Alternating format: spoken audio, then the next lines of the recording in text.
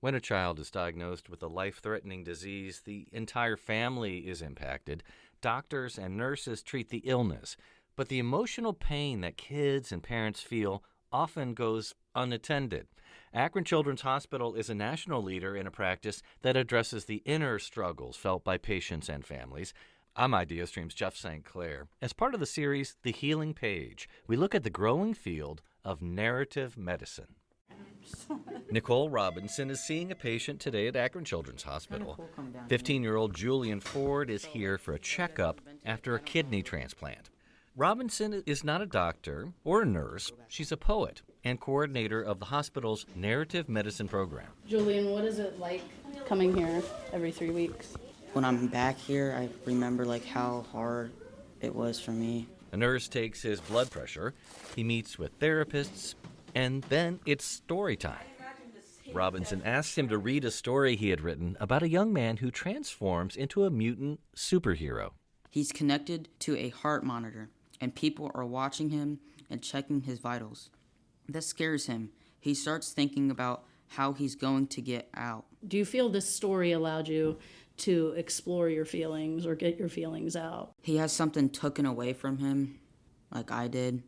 I was bored, I was scared, and I was kind of angry in a sort of way. So I feel like that helped me. I feel like I needed that, the writing.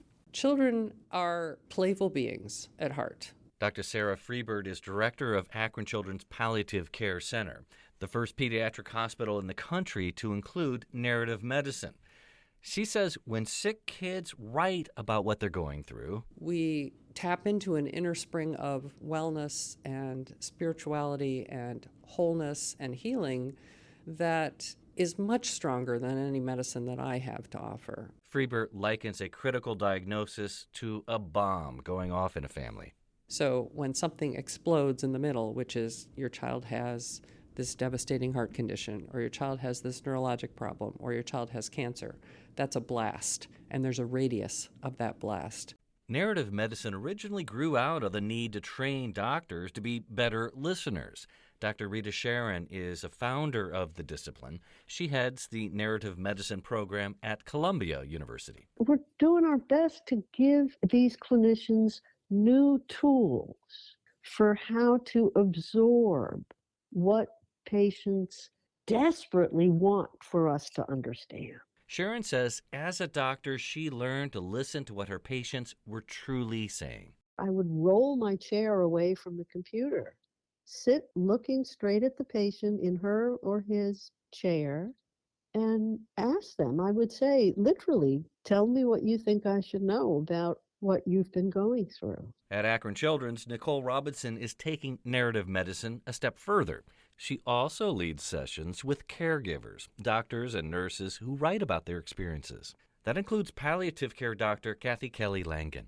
Being able to deeply reflect on something, or whether it's about your own insecurities of how something went, or just your own life, it's such a tremendous gift to be able to share it with other people that are like-minded. Here's part of her poem called Loss. By its nature, palliative is about loss. Loss of health, loss of life, loss of control, loss of freedom. Yet, we also experience the loss of ignorance, how sacred life is at birth and at death, how suffering is inevitable but also necessary. Loss teaches us, loss forces itself on us. Loss sucks. Loss, however, is not the victor. Palliative Center Director Sarah Freebird says even kids with odds stacked against them retain the spark of resilience. If we foster that and we blow on that little flame and give it oxygen and give it space to grow, it will light up the world in ways that we won't expect. Akron Children's earlier this year became the first hospital in the nation to receive a National Endowment for the Arts grant to expand research on narrative medicine and its impact on healing. I'm Jeff St. Clair, IdeaStream Public Media.